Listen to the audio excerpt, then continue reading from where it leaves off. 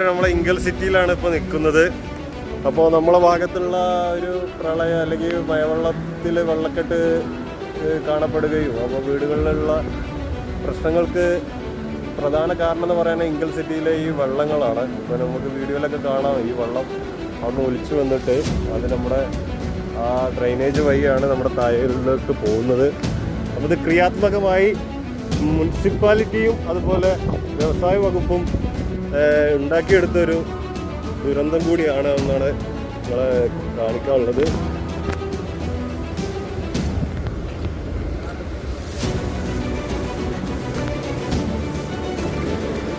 ഈ ഡ്രെയിനേജാണ് പോകുന്നത്.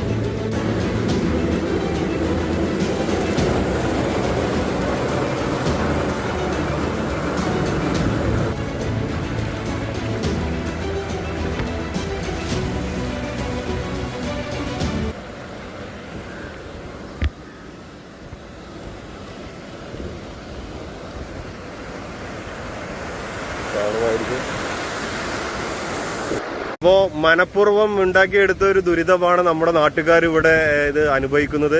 എൽസി അംഗമായിട്ടുള്ള ബാബോട്ടുണ്ട്. ബാബോട്ട, എന്താണ് ഇതുമായി ബന്ധപ്പെട്ട് നിങ്ങൾക്ക് പറയാനുള്ളത്? ഇതുമായിട്ട് ബന്ധപ്പെട്ട് പറയാനുള്ളതാണ്, ആദ്യത്തെ 2018 പ്രളയത്തിൽ ഇങ്ങനൊരു അപകടം അവിടെ ഉണ്ടായിട്ടുള്ളതാണ്. അപ്പോൾ നമ്മൾ അത്ര ഒരു ഇതായിട്ട് അത് കണ്ടില്ല. കാരണം ഇങ്ങനൊരു ഇത്ര ഒരു ദുരിതം ഇതിൻ്റെ ഭാഗമായിട്ട് ഉണ്ടാവും എന്നുള്ളത് ഇന്ന് ഇപ്പോൾ ഈ ഇതേ കൂടി വന്നതിന് ശേഷം ഇന്നത്തെ മഴയ്ക്ക് ഇന്നലെ രാത്രി തുടങ്ങിയ മഴയ്ക്ക് ഉണ്ടായ കാര്യങ്ങളാണ് ഇപ്പോൾ നമ്മൾ ഈ ചർച്ച ചെയ്തുകൊണ്ട് നിൽക്കുന്ന നാട്ടിൽ ആകെ.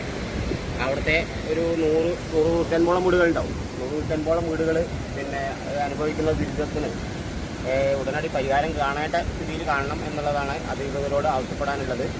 അതേപോലെ തന്നെ വന്ന് കണ്ട സ്ഥിതിക്ക്, കാരണം പെട്ടെന്ന് ഒരു കാര്യങ്ങളത്തിൽ ചെയ്തു തീർക്കാൻ പറ്റുമെന്ന് തോന്നുന്നില്ല. എന്തായാലും ഒരു ശാശ്വതമായ പരിഹാരം അടിയന്തരമായിട്ട് കാണണം എന്ന് മുനിസിപ്പാലിറ്റിയോടും അതുപോലെ തന്നെ പിന്നെ വ്യവസായ വകുപ്പിനോടും ആവശ്യപ്പെടുകയാണ്.